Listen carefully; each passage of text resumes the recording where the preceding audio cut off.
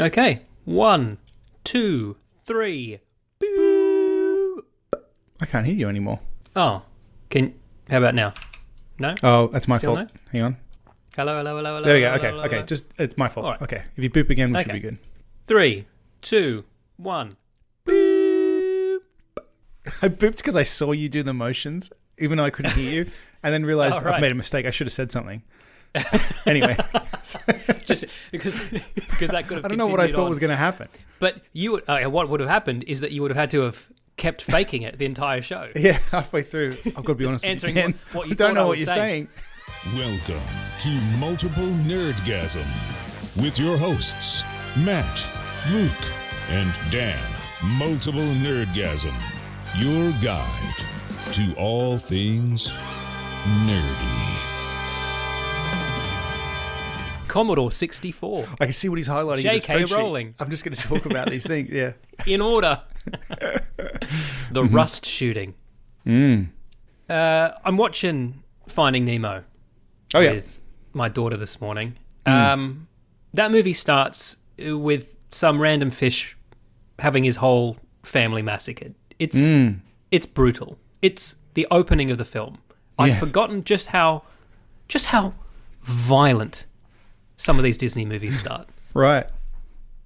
Because when you were before you had a child, you didn't care or notice. No. Any fish could have any member of his family murdered, and I just wouldn't care. I just don't care about fish. No, the other one I always think of is Up. Yeah. Beginning of Up, where his wife dies, is just... Same thing. I mean, there's a Disney curse. Where are the mums? No Disney girl has a mum. Huh. Ariel's mum, gone. Belle's mum, gone. Pocahontas' mum, gone. Jasmine's mum, gone. Where are these mums? Huh, where is Jasmine's Disney hates women. Yeah, right. As well as... Disney likes young women. Hates. Just doesn't like old women. Wait, is that a thing? Oh, no. I'm just... Oh, right, just anecdotally. Based on what you've told me. Yeah, sure. Yeah. Once they get to a certain age, write them out of the story.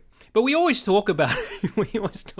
like Leonardo DiCaprio does. You're going to draw her. Yeah. We always talk about how they don't make movies as scary as they did when we were kids. But maybe they do. Yeah, we just don't notice anymore. Oh, it's different. When I feel I was like it's a little different, but yeah. Well, there were murdered mums in Disney when we were kids, and there's Disney's still murdering everyone's But those aren't now. the ones we talk about when we talk about the movies that were more No, we talk scary. about Dark Crystal and how just fucking nightmarish it is. Yeah, exactly. Yeah. So the one that I always think about is Neverending Story, right? Which I would actually probably put... If I had to name my top 5 nostalgic great 80s I'd name movies, them Moonchild. It'd probably be...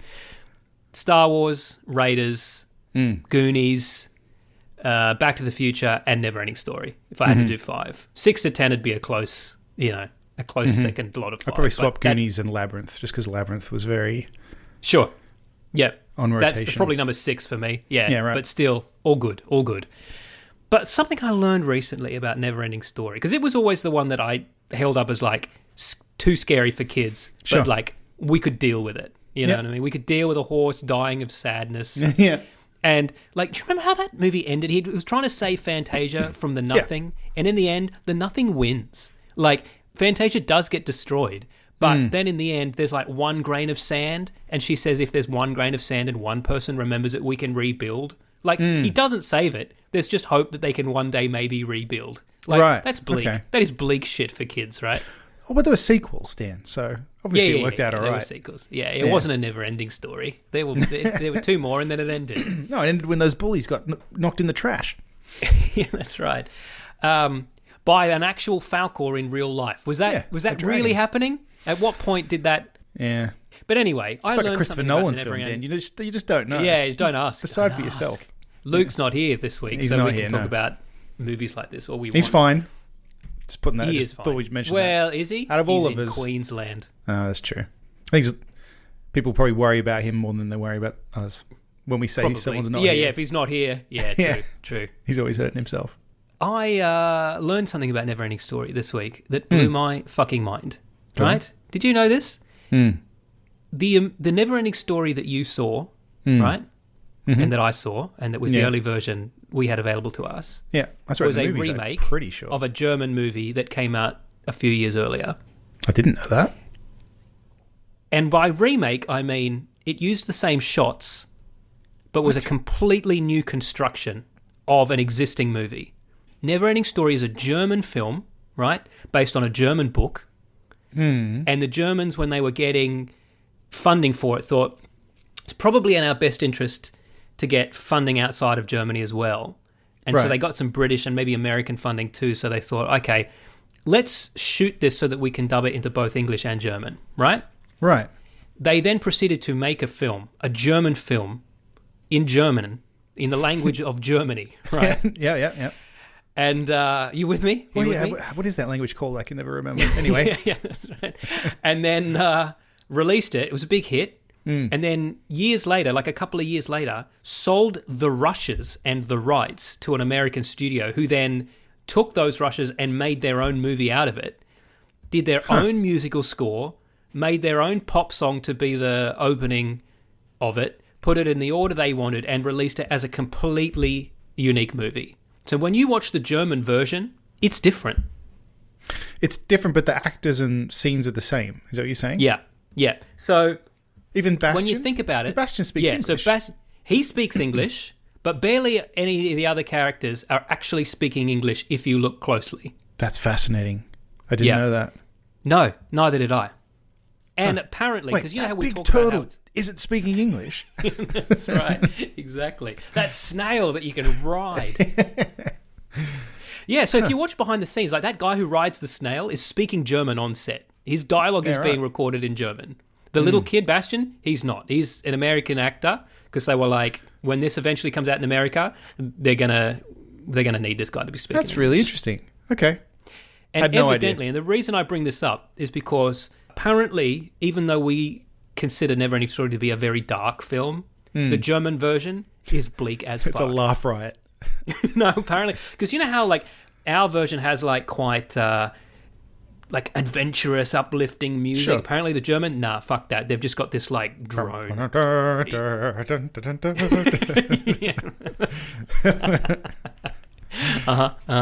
Yeah, right.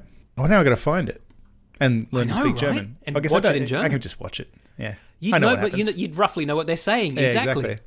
Yeah. The nothing. Oh, I wish I knew what that was in German, that I could just parrot that back to you, but I've got no idea what nothing is in German. The nine thing.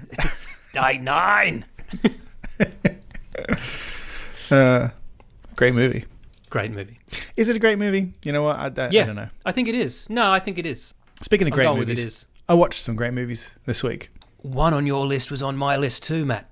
Oh, is that what we watched the same movie? Sort of. Is that what you're saying? One of them. One of these three movies you've written down, I also watched this week. And when I say Dan watches some horror movies, one of these movies is one of the ones I mentioned. Which one is it? I need to know. All right, let me. I'm like, is it the most recent one? Is it the most recent one? No, it isn't. Is it? It's the second to most recent one. I watched The Night House this week. Fuck off. That's the most obscure one. I know, right? Yes. That's very unusual. And I was going to tell you all about it because it's so fucking good. Listeners, this is not a bit. This is a fairly obscure horror movie that I saw or Jenna found on Hulu. Yeah, for no and I particular found it reason. on my this is not secret in place the where I news watch or movies. It's not a new film or anything. All right. No, I was just looking for good horror movies. Well, and it is this that. one looked good, and it was good. And this is one of the... we could start here. We could start by talking about this movie. This is one of the few horror movies that I've watched recently that didn't shit itself at the end. Yes. Like, didn't fall apart. Like, right to the end, I was still like, this is awesome. Yeah, I saw some reviews, people on the internet. I looked it up afterwards because... I think people either didn't get it or were complaining about certain things that I'm like, oh, I mean, you have to be a bit nitpicky to worry about that. But yeah, I felt like it was strong all the way through. And I said to Jenna, I really hope this is going somewhere because it's very tense and ambient and it's not explaining itself, which I like, unless we get to the end and it still hasn't done any of that. Yeah. No, it doesn't have to explain everything, but I still have to feel like, oh, I get it. Okay. Yeah. No, and that's exactly what it did. It went... By the way, here's why you were scared. Here's why you should still be scared after the movie's finished and still wondering about stuff. But here's just enough that you feel you haven't wasted your time with me. It didn't explain things that it didn't really need to. Like certain things he was doing, like you can almost come up with your own explanation for certain things. Like, so I don't want to spoil anything for the listeners, but what? I mean, mate, we've not even told them anything remotely about this plot. So okay, so the at movie this point, it's called The Night House, and it's about a woman whose husband commits suicide out of the blue, and she doesn't know why, and she starts to suspect something strange was going on because she finds photos of women she doesn't know who they are on his phone, and they all look a bit like her. And then she finds plans for the house. He helped build the house, and then she finds amongst his things plans for a reverse layout version of their house, and she's like, the fuck is that about? Yeah. And then, so he was an architect. They lived in a house he designed, and then somewhere there's a duplicate of their house in reverse. Yeah. Why? And she starts having dreams that he's not dead. Well, yeah, it's a little weird. It's hard to explain. It's very fucking good. It is good. It's very surreal, I guess. It's actually quite hard to describe. Yeah, but not in a way that, like, don't write this off as some art house thing.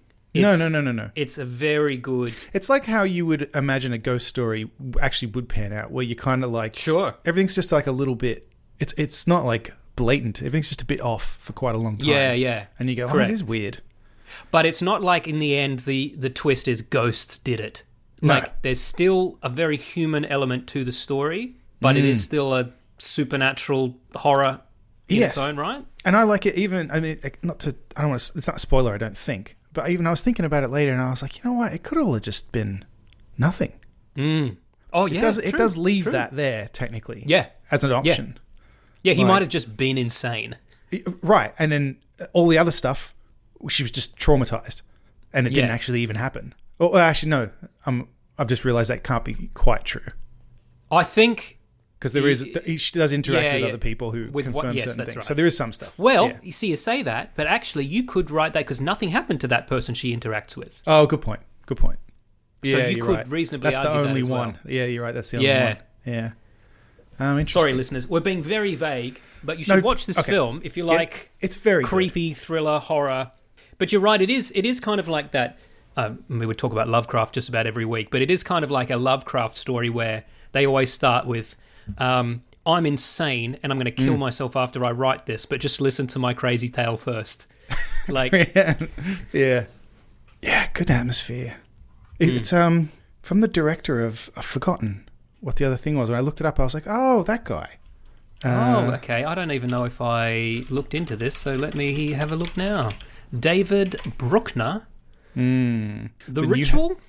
Yes, that's a fucking amazing movie. Ritual is excellent. He did the Hellraiser very remake, underrated, which I've not seen that. yet. No, but I was like, I should watch it if he did it because his stuff's good. And then some of these, The Signal and those VHS horror movies, he did those too. So yeah, a few good things. Oh, The Signal. Yeah, okay. Yes. Oh, yes, I remember that. Beyond the Gates. I think I've seen this. It's like a low budget horror movie. Which one? Beyond the Gates. I think I might have seen that at some point. I don't think I know. But anyway, The Night House, highly recommended. Really good performances too. Like, that actress is great. Yeah. And in fact, I was like, I think I've seen her in other things, and I looked back through, and what King I thought Kong she was versus Godzilla she was in. Yeah. That's what I know. And she's also in The Prestige. She's the wife that says, you don't love me today, but some days you do love me. And I was like, fuck off. Yeah, right. Yeah. Okay. Yeah, no, she's great. Yeah. She's excellent. And I'm trying to think, is there anybody else in this that I knew? I don't think so. With barely any other characters in this. Small cast. Yeah, small cast and small locations too. I just kept thinking, like, this could have been a play. Yeah, the budget's quite tidy on this, I bet. It was like... Oh, yeah. It's just good. Like... Yeah, correct. Oh, cool. So you didn't watch any of these other ones? I've seen one other one. I haven't I know which one it's going to be. One. Yeah. You've not seen M3gan? No, I haven't seen M3gan. And I'm probably not going to watch it, to be honest. The reason we watched M3gan, or Megan, or Megan, if you're American, Megan, they would call it. The reason we watched that is because one day Lyra got the remote for the Apple TV and just started clicking things. And she was scrolling through movies, got to Megan. I don't think she chose it on purpose. but she was just clicking on things, scrolled down, clicked scrolled down, highlighted the buy button, and I to buy the movie, and I said, "Oh, honey, no," and I stood up to get it, and that's a mistake. Because she just started pushing the button and quickly. Whatever I was going to do has to happen really quickly. And so she was like, buy. And then it came up and it was like, are you sure you want to buy this? And I was like, no, fuck off, no. So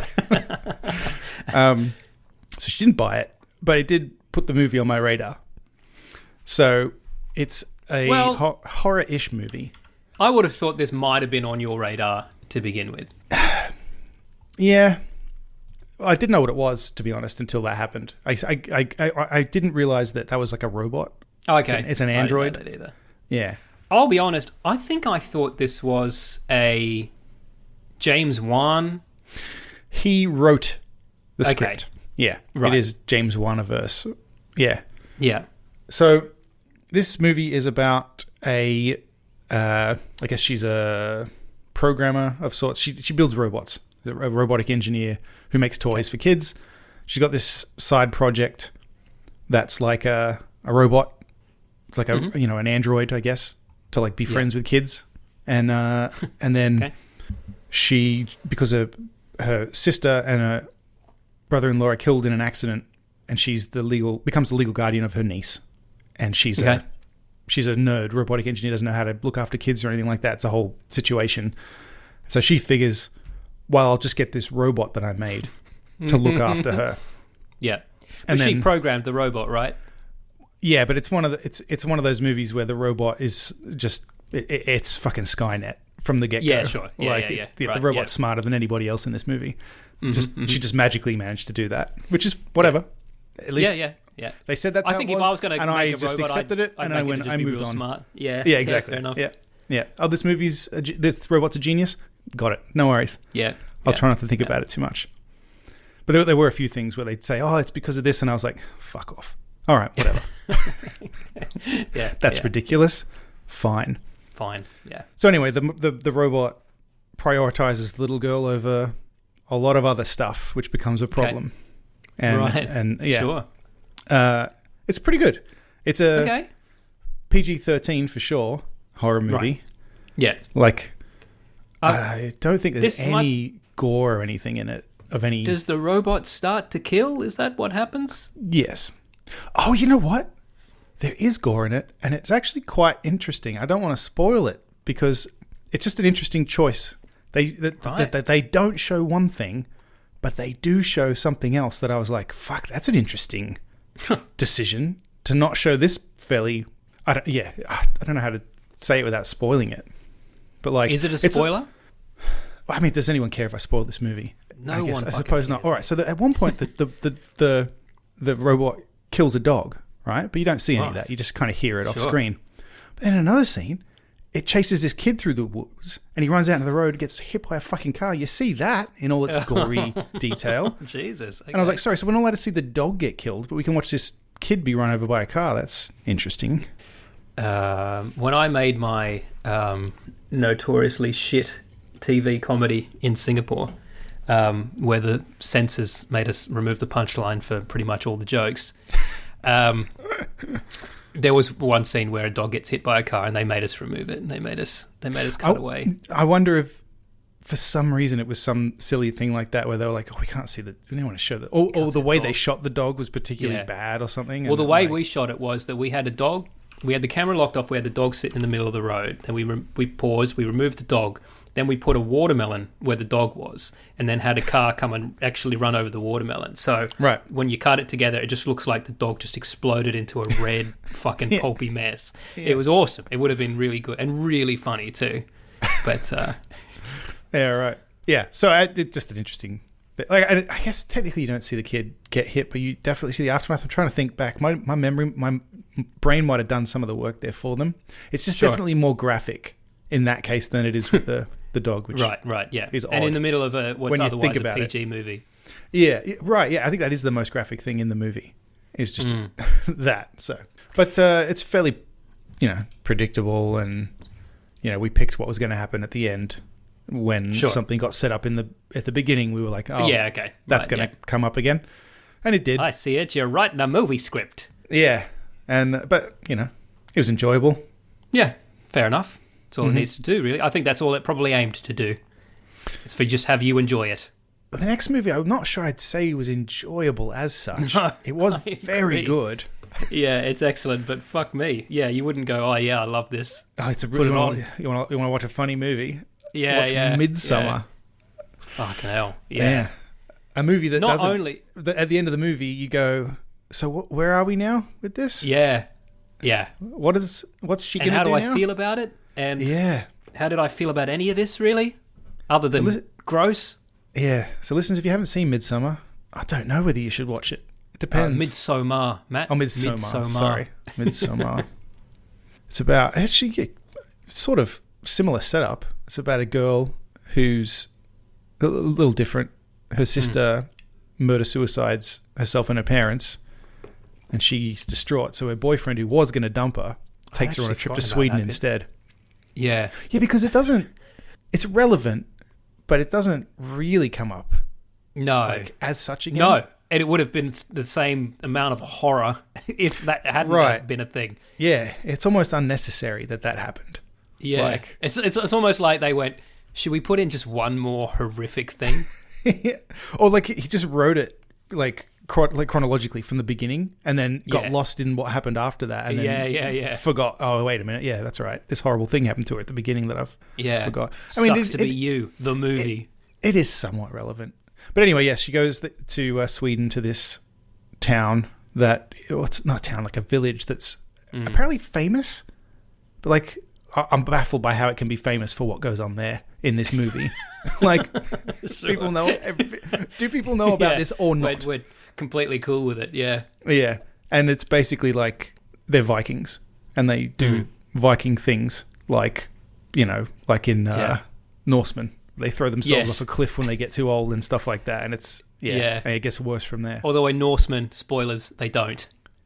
Well, it's and it's the opening scene of the first season, so it's not really a spoiler. I think it's supposed to be a surprise in Midsommar when that happens, but as soon as they said, I think at one point they depict all the various stages of life, and then he says, from this age to this age, this age to this age, and then from this age to 70, you do this. And someone says, oh, what do you do when you get to 70? And he goes, and I said, oh, yeah, they throw you off a cliff. And then cut to 10 minutes later in the movie. Yeah. Yeah. Quite viscerally. Brutal. I did not expect. Watermelons. If you've got a weak stomach, don't watch it. Anyway, it's and like I said, things go downhill from there. And it's quite subtle in parts. Like that scene, not subtle. Right, very violent and brutal. Other things more subtle, like it shows you that artwork. She says, "Oh, what's this?" And they say, "Oh, it's a love story," and it just pans along it, and you can kind of just take it in, and you can see what's happening in there. It's some girl's performing some kind of love spell, and she puts pubes and some of her blood in the drink, and then you just see that go past, and you go, "Oh, that's a bit weird." And then later on, the girl's boyfriend finds a pube in his food, and they don't comment on it like that. It's just you go, oh, okay, and then his drink's a different color to the others, stuff like that. It's like, oh, okay. Now this is also by the same guys that made other stuff too. If Hereditary. I recall, Hereditary, which I didn't like as much as Ari Aster, which I didn't like as much as everyone else Hereditary seems quite to. a lot. Yeah, I think maybe I just watched it on a bad day, but I just never quite. That also, right? There's a very famous scene in Hereditary, which again, both of these movies are quite old, so I'm not too worried about spoilers. But there's a scene where you see the sister's head on the side of the road. Yeah. Right. Yeah. And it's you see it sticking the head out the window, and then it gets cut off. But then they have just a graphic shot of it, and then it on the side of the road later with all the bugs on it and everything like that. Yeah. For no good reason. Yeah, true. You didn't need to see that. It wasn't like, wait, what happened to her head? We knew what happened. Yeah. But where's the head? I see the body with no head, but where's the head? Yeah. So again, it just... So there's that, but then also a bunch of other subtle stuff in that movie. So, I don't know, interesting. But that was one of the movies, though, that I thought the ending let me down a bit. I just... By the time it ended, I was like, oh, I don't know. There was a cult in the... shed or something. Yeah, it just... Nah. I can't remember. I remember I went along with it. Enough, yeah, I think maybe I just something early on pissed me off, and then I didn't go along with it. But you got to go along with it, or that's every movie.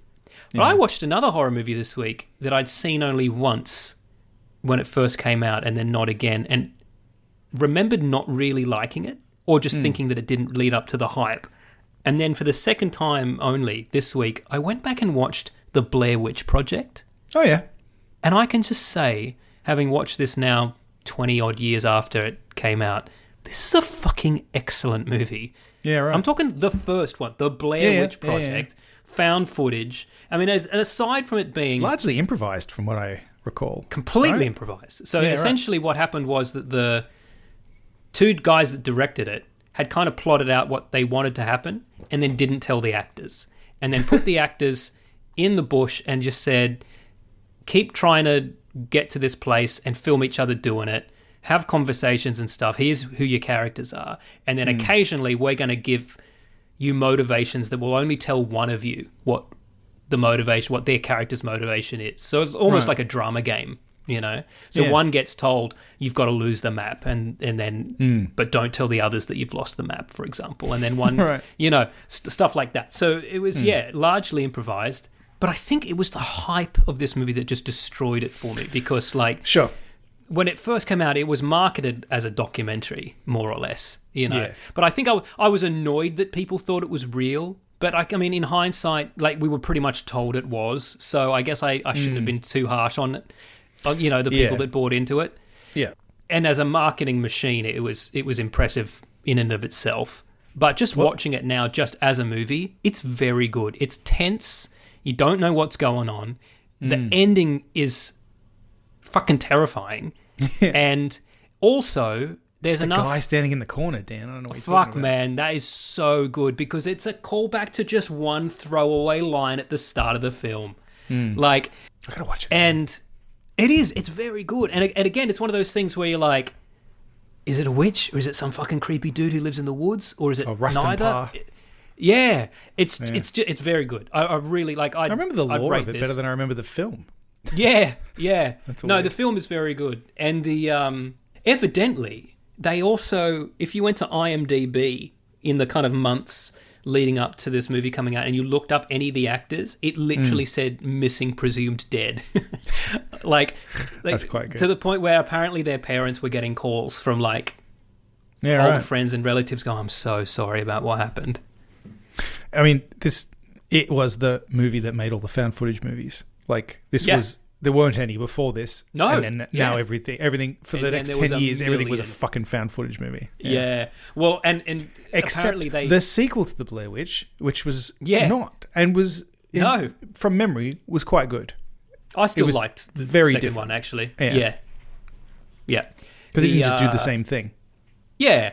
Miramax turned this down, evidently, and then felt so shit about it, they went and made Paranormal Activity, which is, just their equivalent of a found footage movie. Yeah, as far as I know. There's this great episode of Dawson's Creek where go on. The Dawson's Creek crew, who are, I don't know if you ever watched much Dawson's Creek, but the whole thing is that Dawson wanted to be a film director, right? That was kind of his shtick. So they go to this, wherever they filmed Blair Witch, to make a documentary about the phenomenon of Blair Witch. And as they get there, they get into this guy's boat, and they're like, "Oh, hey, dude, can we film you for a documentary we're making about the Blair Witch?" And the guy in the boat takes out a camera. He goes, "Sure, can I film you for the documentary I'm making about idiots who come here to make documentaries about the Blair Witch?" That's pretty good. Yeah. So put it back on the list, man. I don't remember, but I remember at the time thinking it was okay. But I don't know if you can go back to it now. I got some other horror movies on my list that I've got lined up. I've got X and Pearl lined up because I haven't seen those yet. Do it. Both excellent. Yeah, very cool. different, but Ty West makes good movies. And then he did Terrifier as well, right? 1 and 2. He's got another one coming out also with Mia Goth. God, he's prolific, isn't he? Yeah. Fucking hell. Just keeps making them. He does, yeah. But he's really come into his own in the last couple. Like X and Pearl are like kind of their own thing, different. Oh, but I mean, like he's like just keeps making them and making them. Like he's not slowing down or anything. You know what I mean? Oh yeah. I mean, he doesn't spend much money on them either, from what I can tell. You know what I mean? Like they're quite. Because I remember Terrifier 2 came out. There's a lot of hype about it, and now he's already got another one coming out. It's like, all right, cool. No, he's good, and both of those are good. You'll like those. Cool. And there's a couple of Scream movies I've got to catch up on because the new one's coming out. Yeah, oh man, the Scream movies are such a mixed bag. The first two, I'll probably very forget highly. to be honest. It's just that the new one's coming out, so I keep seeing stuff about it. And I'm like, oh yeah. The problem is they do continue enough that if you're going to watch any, you do owe it to yourself to have caught up. Yeah. The thing that annoys me now is when you look at, because I was like, what have I missed? How many are there? And I've missed 2. Or maybe even just 1. I'm not sure if I've seen number 4. I have to double check. But it goes... 4 is fucking garbage. It goes Scream 2, Scream 3, Scream 4, Scream, yeah, Scream 6. Okay, guys. Yeah, what? Yeah.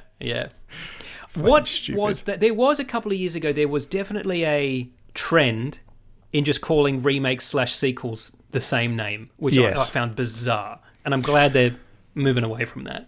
If it's like a remake or reboot, I think it's probably fine. But if it's just the next one, what are you doing? Yeah. It's just fucking confusing.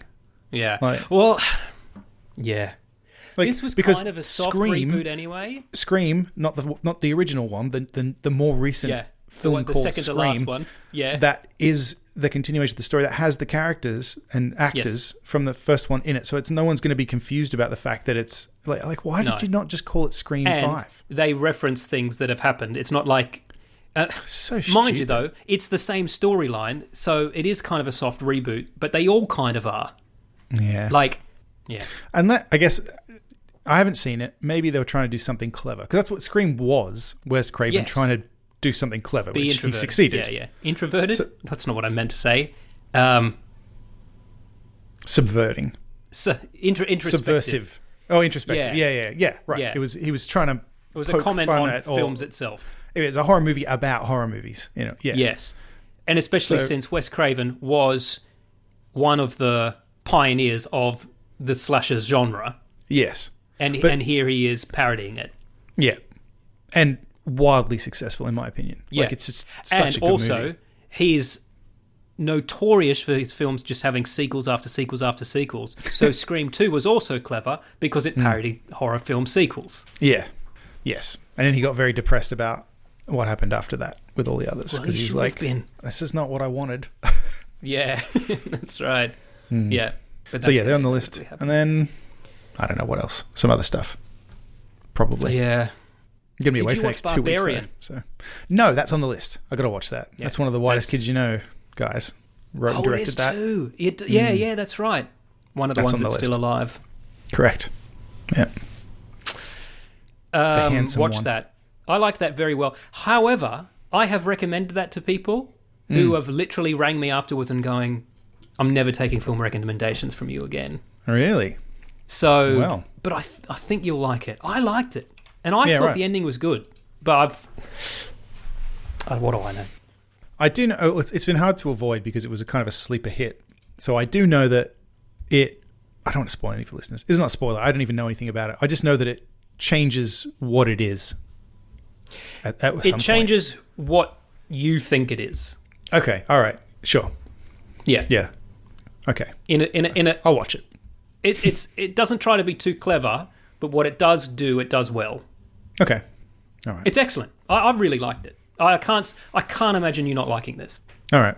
We'll find out we will 2-3 weeks when I get back because I'm not going to watch that without Jenna. That's what the problem is. All these movies I'm listing now, I can't. I have to watch them with Jenna because otherwise that's Yeah. So I'm funny. Hui loves the idea of horror movies but doesn't like to watch them. Right. So she'll start watching them and then she'll either start going on Wikipedia halfway through to find out how it ends, which I hate. Because somehow her knowing what happens transfers the knowledge to me. I'm like, sure, you'll ruin it. She'll like, I won't say anything, but then she'll go, oh, and then I'm like, oh well, now I know there's a twist. So now I'm going to be looking for a fucking twist. Yeah. Or she's just not reacting to things, and you go, oh, well, it's not. Yeah, exactly. Right? So it's fucking, yeah. Oh, cool. I was trying to think. I was going to say, if I watched anything else, actually, that's quite a lot of stuff for me to have watched since the last episode, to be honest. I don't know how that happened. Last episode of what, sorry? Of this show. I've watched 3 films in the last week. That's very unusual for me. Oh, sure. Yeah. So I guess we got Libra's been going to bed successfully, I guess. Yeah. Do we have follow-up? We have some sort of follow-up.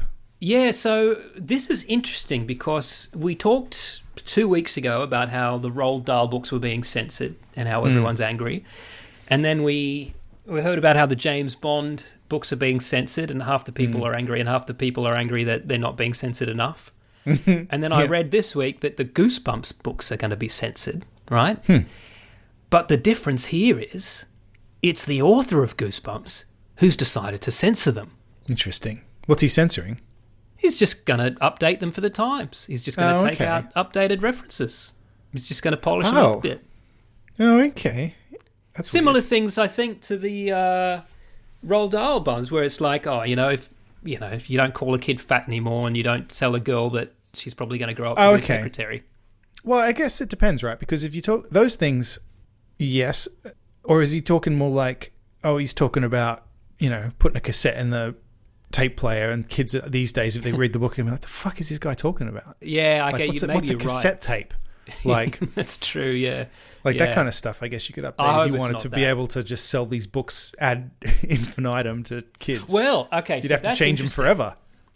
Well, so a listener Hannah, sent in an article this week pointing out that not only do publishers have the right, but they've also got a kind of a responsibility to do exactly what you've just described if they feel that would keep the book in the kind of public awareness. So if your book is still perfectly relevant, except that kids these days don't know what a tape player is, right? Sure. Then you write CD player instead. Yes, don't write in. I'm aware CDs are also obsolete. Sure. But whatever the equivalent of that might be, and that happens far more than you even suspect, because it just I think in particular so for a kid's book, that's probably more important as well, because if you're an adult reading a book, you're probably more likely to go, that's probably some technology I've not heard of, and then you'll figure it out. Like old Stephen King books almost certainly have things that I was like, the fuck is he talking about?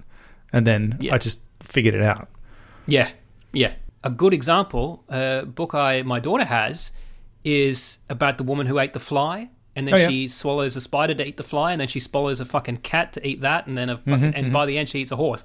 We had that when I was a kid, and she was dead by the end of it. Yeah. Oh yeah. Yeah, she died. No, not she anymore? doesn't die anymore, Matt. No, she vomits. She vomits all the animals out. She's fine, and they're all fine. It's disgusting. Yeah, no, she died when I was a kid. She's fucking dead. Yeah.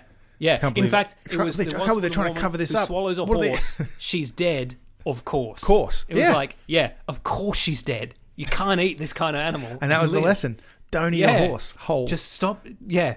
Don't even eat the fucking spider, as far as I'm concerned. None of the animals on this list.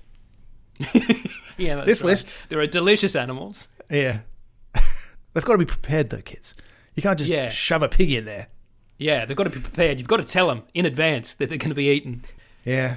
Yeah, okay. Evidently, and you're a vegetarian, so you might appreciate this story. You might already know it. But somebody that I once knew who worked kind of on farms and stuff told me once that they have this, there was a name for it which I forget, but they keep one cow alive when they take cows off to the abattoir to be slaughtered, right? Because cows are smart enough to know that if all the cows go and none of them come back, so something's going on. It's fine. Yeah. So what they do is they bring all the cows in, they take 99% of them off to be slaughtered, and then they take one back to just go, it's fine. It's just a car ride, guys. He's just standing there, like, staring into the distance. Bob, you all right, mate? Oh, I don't want to talk about it. He's all right. I don't want to talk about it. Where's everyone else? And the farmer goes, Bob, you fucking tell him everything's fine, or you're next, mate. Yeah, that's right. Yeah. But is it always, like, is next time also Bob that comes back again, or does Bob get done that time? Yeah, maybe. Well, I don't know. I forgot to ask any follow-up questions because I just found it kind of like terrifying in some existential way that The guy animals was have like, to be I'm tricked. not going to kill you. I want you to tell all your friends about me. I want you to tell all your friends about me. I'm Beef Man. Yeah. I didn't know that. That is, I mean, yeah, that surprised me. Here's a funny little bit of trivia. I watched recently a comparison of all the video game tie-ins for the 1989 Batman movie. Right? Oh yeah. So just yeah. So there's Ocean did a bunch for the 8 and 16-bit computer scene, and then a Japanese company did the Sega and Nintendo ones, right? Yeah, pretty different. Very different, right? Because they're not even no one person, and they were being developed. When I was before the younger, movie came out. I was confused because the Same. one I had in my Commodore 64 was what I knew, and then I'd play one at my friend's house, and I was like, "The fuck is this?" Yeah. Same. Yeah. I had the Amiga version. Hard they were as quite similar. fuck. Yeah, they were very similar, both by Ocean. But was it Famicom? Is that what the Japanese Nintendo NES is Entertainment called? System. Yeah. Yeah. So in the Famicom version, there's this one cutscene where Batman grabs some dude and says, "Where's the Joker?" And the guy goes, "Oh, Gotham City." And Batman goes, "Gotham City? Where's that?" Like implying that Batman is not from Gotham City. All right. And is Oliver Harper who does the comparison. He's like, are they implying that? Like, he's like, this guy can't have known a single thing about Batman if he's writing in that Batman is confused by the phrase Gotham City. That's where the Joker lives. Yeah, that's right. Yeah, He's gotten that far. but it's not common knowledge. He had to ask someone. No. Well, no one knows who Batman even is, Dan. How's he supposed to know? This poor guy. Fair. Yep. That's funny. They say he can't be killed. They say he drinks blood. I watched a video about. Oh no, it was a video. No, it's an article I read about the comic book tie-in for the Batman movie and how they were basically working down to the wire on the comic book while the movie was being shot, and the movie was being changed, and the movie got changed after the comic book was locked. And they were like, well, we can't fucking change it anymore. It's not possible. Yeah, right. Like, it's being coloured in right now. Yeah, So there's discrepancies in that there are some scenes in the comic book that aren't in the movie anymore, and some scenes play out quite differently. And there's one thing in particular and I guess it is a bit unclear, what is it that makes the Joker have the smile? Like, do you know what it's supposed to be? Like, because I mean, listeners, you've seen this is the Tim Burton I think I Batman. assumed that it was the botched plastic surgery while he was being fixed up, coming out of the toxic waste. No, because what happens is this is in the 1989 Tim Burton Batman movie. Listeners, Jack Napier shoots Eckhart. Right, Batman comes down. Oh yes, the bullet and then ricochets and goes through his cheeks. Batman. Yeah, it bounces off his. It does look like the bullet goes through his cheeks. That's what I always thought. That's not what it's supposed to be. The bullet, and if you watch it with this knowledge, you can see that's kind of what they're going for. The bullet ricochets off Batman's gauntlet, hits the control panel, and the glass severs the nerves in his face. Oh, I see. Yeah. And then he falls into the toxic waste. Yes, and it bleaches his skin and messes his hair color up. And that's how he becomes a Joker. But it's just, Anyway, it's just interesting that even in the comic book, it's very clear that that's what's happening. Yeah, right. But in the film, it's a little more probably because the confusing. comic book's working off the script, which explicitly states glass flies out from the... And the Joker goes, the glass has severed the nerves in my face. And then when he falls in, which Jack Nicholson just refused to say the lines. Because he was like, this is ridiculous. Well, he did refuse to be called anything but Jack. Is that true? I believe that's true. But now that I've said it, surely there was a Jack Napier in the comics, or did that make up that name just for the movie? Well, the Joker didn't have an origin, I don't think. He doesn't have one set origin, but I think there's been... Oh, someone's yelling at their iPhone right now. Yeah.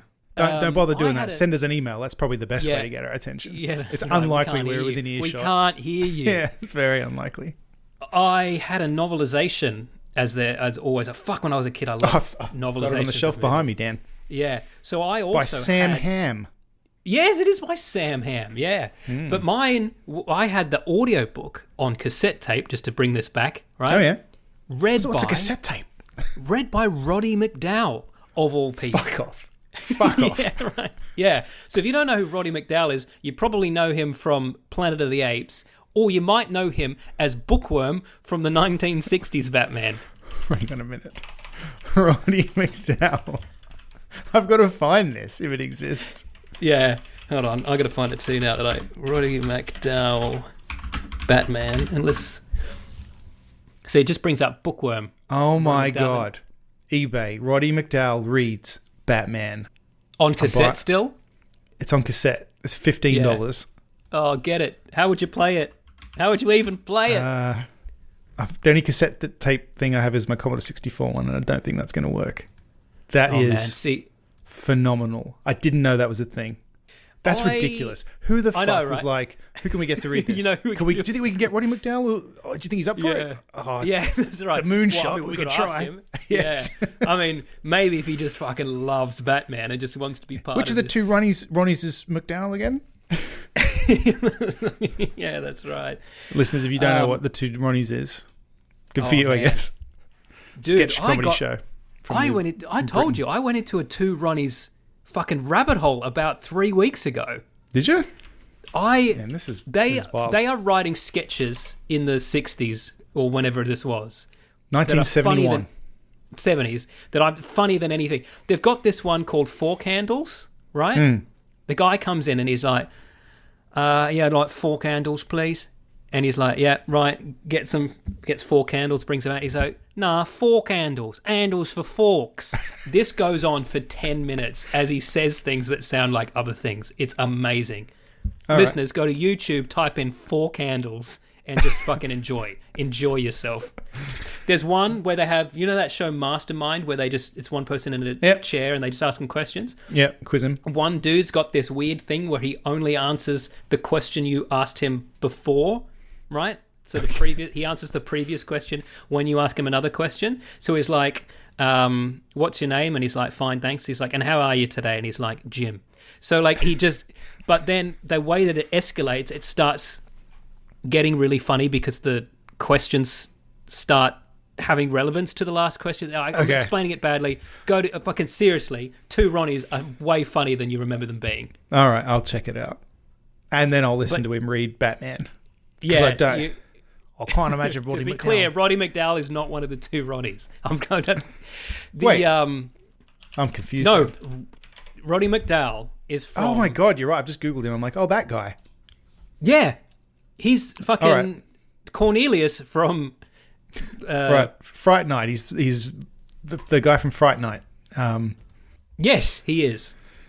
Yeah, right. Well, I feel like a fool. No, I thought you were doing a bit. It works. No, it works. Nope. Just dumb.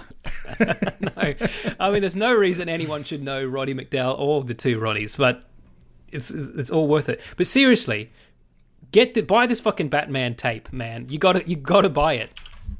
All right. For the simple fact that I had forgotten. Do you remember this? Batman was so popular in 1989 that just black background and that fucking bat symbol logo was on everything. Oh yeah. And I had to buy it. Like, I had to buy anything that had that fucking insignia on it. All right, I'm going to put this in the show notes. We don't need to buy it because it's in the spreadsheet down the bottom. No way. Oh my God. Batman, read by Roddy McDowell. Just listen. Just play that first 1 second of it just to listen, and you'll still think to yourself, why him? I often wondered if I was related to Sam Ham when I was a kid. Maybe you are. Same surname, listeners, in case for some reason you don't know my surname. Yeah. I'm not. Oh. I mean, I don't think so. So my family name on my mum's side is Stevenson, and my grandfather always told us that his great-great-grandfather was Robert Louis Stevenson. And I can't disprove that, but I'm fairly certain it's not true. I hope it's true. But yeah. I heard a journalist the other day say a phrase, it was a fact too good to check. And I was like, oh, I love that. We have a lot of those on this show. We do, yeah. It's a story of my life. I'm like, good enough for me. Good enough for me. That headline. Please. I don't want to read the rest of the article just in case. Yeah. Oh man. So we talk about how headlines are just fucking lies these days, right? Yes. Yep. Like misleading to the point of just being lies. I saw one that absolutely takes the cake, and I wanted to. Because not only do they not fact check, they embellish what they just heard anyway. We can talk about what are we looking at here? All right, we got a bit of time. Got some more minutes to go. There's a little bit of Star Wars news. Do we want to put Star Wars news out on the table? Star Wars news, yeah. Yeah. Let's do some Star Wars news. I mean, I fucking hate Star Wars, but sure. We're not going to have a Geek of the Week this week, obviously, because Luke's not here, so we might as well have some Star Wars news instead. No, you know what? I'm going to put a Geek in the Week in because I need to say this, and Luke won't know who it is, and so I'm just going to say it anyway. Matt, do you know who Topol is? No. Topol is an Israeli actor most famous for playing Tevye, the milkman, in Fiddler on the Roof. He died this week, aged 89. It makes me sad. He was also in Flash Gordon. He was also in one of the Bond movies. He's in Flash Gordon, which I like. Yeah, and he died, and I'm sad because he's great. Oh, of course, Hans Zarkov. Yeah, he was the doctor. He's got a very deep voice. What a stupid movie that I love. Yeah, fucking fucking movie. Stupid, but man, yeah, enjoyable as fuck when you're a kid. You just couldn't cast Max von Sydow as Ming anymore, could you? No, you couldn't. Yeah, you couldn't cast a white man as a. Well, he's not. I guess the thing is, he's not just white, not Asian. Scandinavian. He's as white as you could possibly be. But these days they go, well, Ming's not Asian. He's from another planet. Yeah, but look at him. Ming, and why does he wear the Chinese hat? Yeah, why is he called Ming? Why has he got that makeup on to look like that? Yeah, that's right. Yeah, true.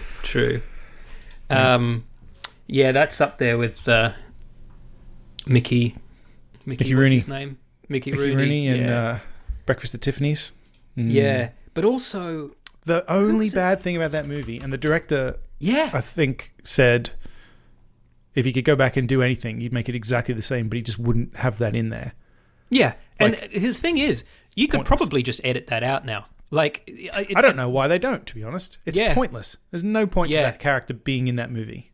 No, it's just a bit of, listeners, if you don't know, it just in the same block of flats as the two lead characters is a Japanese photographer, and he's a fucking idiot, and he's played by a fucking white American actor who just does it so over the top that it couldn't possibly have not been offensive at the time. It's incredibly racist. Yeah. There's nothing redeeming about it. Like I said, it doesn't even need to be in there. It's almost like they're like, because the movie's not a comedy. It's a little funny in other parts, but it's not a comedy. It's certainly not that kind of comedy. It's just such a weird scene. And there's 2 or 3 moments that he's in, and it's like, why is that there? Yeah. I mean, there's Yul Brynner, who played the King of Siam in The King and I, who's a fucking Russian guy with gypsy background. I don't know why they thought he would be good for that, but he doesn't play it for laughs. So I think you mean Romani, Dan. I think we call them the Romani now. Yeah, that is true. Nah, I call them Star Wars news. So, we've got some Star Wars news. Lucasfilm have allegedly... We're going to find out a bunch more stuff about any of this garbage at the Star Wars Celebration event coming up very soon. Yep. I'm sure they'll actually officially say things, but the rumors right now are that they've just shelved most of those movies we've been talking about for the last 3 or 4 years, whatever, since last Rise of Skywalker came out, except... The only one that they're still apparently working on is the Taika Waititi one, which they've confirmed he will star in. Which, as if we didn't know that. Yeah. Because he always just writes movies for himself to be in. Yeah. And why wouldn't you, I suppose? Because... I'm not complaining. I enjoy a Taika Waititi movie as much as anyone. So... Yeah. Now, is this the one that... This is not the one where Lindelof was involved, right? There was a Lindelof script... I think that's gone. There was one, Patty Jenkins one is done. There was one by... Have they finally acknowledged that Rian Johnson is not getting his trilogy? It didn't get a mention. I feel like at this point they probably don't need to. Yeah, fair enough. I don't think that's happening. Kevin Feige from Marvel was apparently going to do one. That's shelved as well. Holy shit. Wow, they don't even trust him. Well, man, I mean, everyone hated the J.J. Abrams one that they were banking on just bringing it home without pissing anyone off. What a disaster that whole thing was. Yeah. So not only that, they're being sued now by one of the producers they hired for the series, The Acolyte, which is set during the High Republic, which is that new era, like before anything we've seen. Mm-hmm. You know, it's set in the past. Apparently, they hired this woman to be producer on the show, and on that basis, she turned down other work, specifically for a show on Apple TV, and then 2 weeks later, they fired her and said, "Well, you didn't do any work, so we're not going to pay you either." And so now she's now this lost is a tricky one because both jobs, basically. She lost both of the jobs because Apple TV hired someone else because she said, "Nah, sorry, I'm working for Disney." Now that in it itself is not on Disney, I think, because I've been in situations where I've turned down one job to take another job, and that's just kind of on me if that job didn't pan out. But yeah, I suppose so. I think the dispute is, I think she signed a contract, and they're now saying no, there wasn't a contract. Which, I mean, that seems like fairly easy to prove one way or another. So, well, it probably is easy enough to prove if you're not going against Disney and their team of 40 lawyers. So Disney have probably got a "we can do what we want" clause. Yeah, good point. All right, but didn't think of that. this isn't like in the past where people have like, Disney have fired this person. No, they've just not hired them again. This person literally was fired, as far as I can tell. And said they immediately started working on the show for 2 weeks and then got fired. And so this was The Acolyte, right? Yeah, okay. Yes. Oh, interesting. So I think it was even a teaser, her name is. Not necessarily a teaser trailer, but there was at least like a logo reveal or something for this. Yes. I believe so. Yeah, this is like I said, set during the High Republic. It's going to be. They've got a bunch of stuff in that era already. I haven't seen any. High of it. Republic before or after Old Republic? Interesting. You know what? I don't know now. I don't know. Luke would probably know. I've so lost interest. Did you know The Mandalorian season 3 is watchable? I keep forgetting. I've not watched watchable as in good, or watchable as in it's out? As in watchable as in you could watch it. I don't know. Okay. I'm not commenting on the quality of it. I haven't even seen the second half of Andor, and not because I don't like Andor. The first 3 episodes were great. Yeah, that's a good show. I'm burned out from Star Wars. They've made too many, and too much of it is garbage. And you know what I learned this week? It's the 20th anniversary of Clone Wars. Clone Wars is 20 years old. So that leads kind of into this other article, right? So someone asked Jon Favreau this week, about the original theatrical cuts of Star Wars in an interview, and said, "Do you think we'll ever get those?" And he said, "What you need to realize is the number of people who actually give a shit about that is minute and dwindling. Like every day, it's smaller and smaller because." It's our generation, and then the majority of Star Wars fans now either saw the prequels, so Star Wars is just completely different to them. Like they don't give a shit about whatever we're talking about, this theatrical business, because it wouldn't make any sense to them anymore. Or there are most Star Wars fans, the youngest Star Wars fans, started with the Clone Wars and shit. Yeah. They don't know what we're talking about when we say that's right. Yeah. Like, the original Star Wars. And when we say little things like, "Oh no, it used to be that when you looked out that window you just saw stars, you didn't see clouds and ships going by." They'd be like, "Yeah, that was just a wall." Shit, mate. Yeah. They don't care. But you know what? Because I saw this. It doesn't really matter that much, to be honest. No. Look, I'm realizing that was more in and that more camp. every day. Yeah, but he's right when he says it's dwindling, because I don't even care now. Like, honestly, I don't even care now. I read this article and I was like, yeah, he's right. It's not worth bothering But we have anymore. talked about the fact that there weren't an original theatrical cut because every cinema got a slightly different version based on where he was up to in the process. Yeah. So he didn't comment on any of that, which, I mean, I'm sure he probably knows that, but his major point was just that nobody cares about that. Yeah. There's no market for them to do that. And it would be a hassle. Because they really did go back for the special editions. They really, truly did go back to the original negatives and reconstruct the film. Yeah. And the old ones are gone. Yeah. George Lucas wasn't lying when he said that. There are copies of the films that were made for cinemas, but you can't remaster that the way they remaster stuff now. Neg. Yeah. Because I remember at one point, the Smithsonian or the American Film Institute or something was like, we want a copy of this for posterity. And George Lucas was like, there isn't a copy. There isn't one version. You could take... Because people say, the people have film copies, right? But you can get those online, right? And you can download them and watch them. That's not what people want. What people want is Blu-ray remaster, the same way you get all these other movies, Blu-ray remaster from the original negative with all the imperfections fixed, beautiful, crisp image. That doesn't exist. It's not possible. It literally doesn't exist. A version called the despecialized version where... Some dudes have tried to reconstruct an approximation of that. That's as close as you're ever going to get. And it's pretty good, so just be thankful that still exists. Right. Yeah. But anyway, like I said, and even if they could do it, they won't. Forget about it. It's done. I saw a meme the other day that said, it had that scene where he's like, he was our last hope, and Yoda goes, no, there is another. And then it says, people who have watched the Clone Wars, no, there are 5 to 6 others.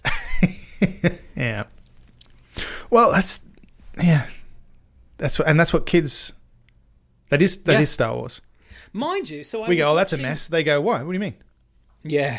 It always... Yeah, because they watch it That's just the story of Star Wars. I'm doing quotes. Yeah, exactly. Yeah. Yeah. But why did Obi-Wan say this? Because he was fucking lying to him, mate. Yeah. They don't see it as a plot hole. No. But I wish I liked the Clone Wars. When I read about some of the plots in the Clone Wars, like about how Qui-Gon was the first one to really study the Force from a academic point of view to try to figure out how to transition. I saw clips. There's an episode where somebody goes to a planet where you can commune with the Force and talks to Qui-Gon. And I've seen all these clips. I'm like, I guess I wish I liked this more. It looks fucking amazing when you just watch that, and then you start from episode 1, you're like, this is just a fucking garbage kids show. Yeah.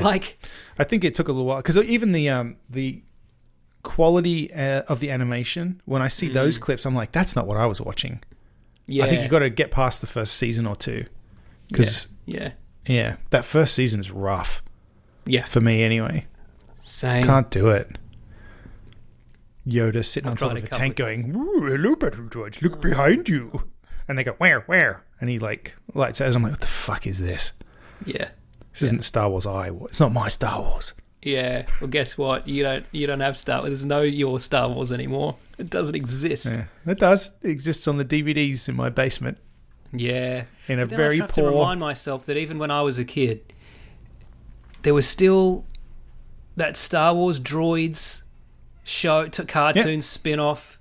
There was Caravan of Courage, which was fucking garbage. Luke's not here, so we can shit on that. Yep. Yeah, there was the fucking holiday special. It was never as pure as we pretend it was. No, we did that in our heads. We did. We all did. Collectively, it was like a mass hysteria where we all remember it this certain way that it never was. Yeah. Well, it was for us on our VHS tapes. Yeah.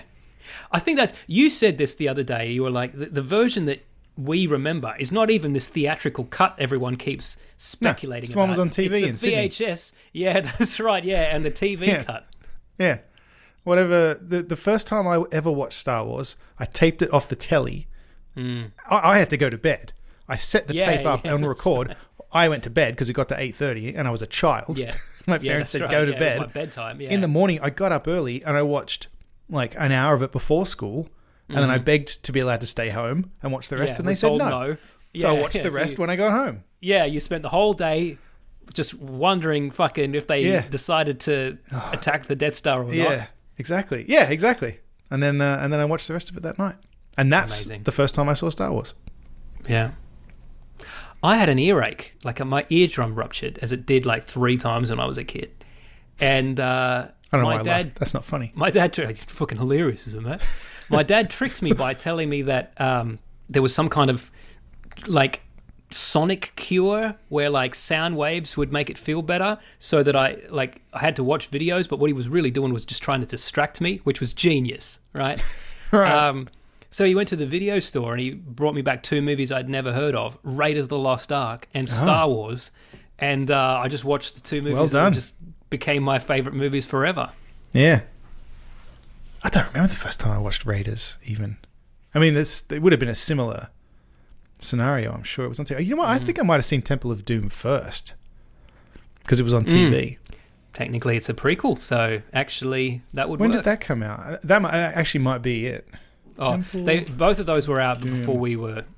I think 84. 82. Yeah, 84. I wasn't watching Temple of Doom when I was 4. At least I shouldn't have been. Speaking of doing things you shouldn't do when you're 4. Well, weird.